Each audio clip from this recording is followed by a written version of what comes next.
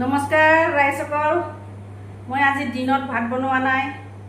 আজি অলপ সোনকালে বনাওঁ। দিনত আমি ৰাতিপুৱা অলপ সোনকালে ভাত খালোঁ 10টা মানতে, আৰু তাৰপিছত বনোৱা নাই। এতিয়া মই সোনকালে বনাব ওলাইছোঁ। এয়া বনাম, আপোনালোকক দেখাম মই আজি কি বনাম, দেখাই দিম মই কি বনাওঁ। এয়া তেল দিলোঁ,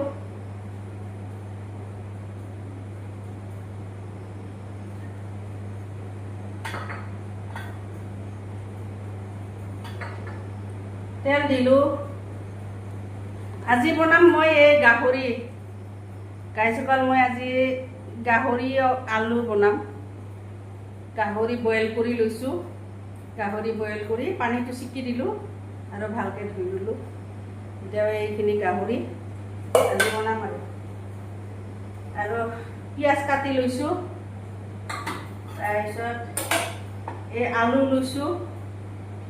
তাৰপিছত এই তেজপাত লৈছোঁ, তেজপাত আৰু পিঁয়াজ, আৰু এয়া আদা নহৰু পেষ্ট কৰি লৈছোঁ। আজি বনাম আৰু দালিও আছে। দালি অলপ দেৰিকৈ ধুই পেলি বনাম আৰু আগতে এইখিনি বনাই লওঁ। গাইসকল,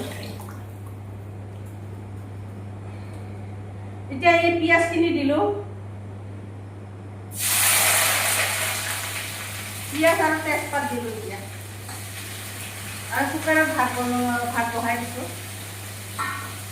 কি কৰিব, আজি দিনত ভাত বনোৱা নাই, সেইকাৰণে আজি অলপ জলদি বনালোঁ আৰু ভোক লাগে। ৰাতিপুৱাই খাইছোঁ আজি 10টা বজাত, সেইকাৰণে দিনটো ভাত বনোৱা নাই। এতিয়া মই বনোৱা আৰম্ভ কৰিছোঁ সোনকালে অলপমান। আপোনালোকে চাব আৰু মই কেনেকৈ গাহৰি বনাম। আজি আলু আৰু গাহৰি ৰেডি কৰি বনাম।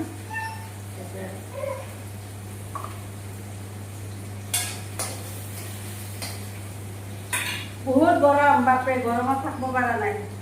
পুৰা ঘৰ একদম মানে হিট উঠি গৈছে।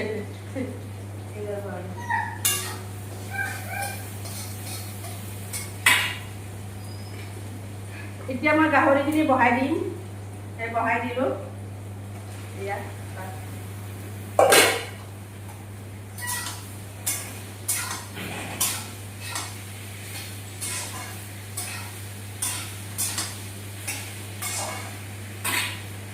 আলুখিনিও একেলগে দিছোঁ, একেলগে সমানে সিজি যাব।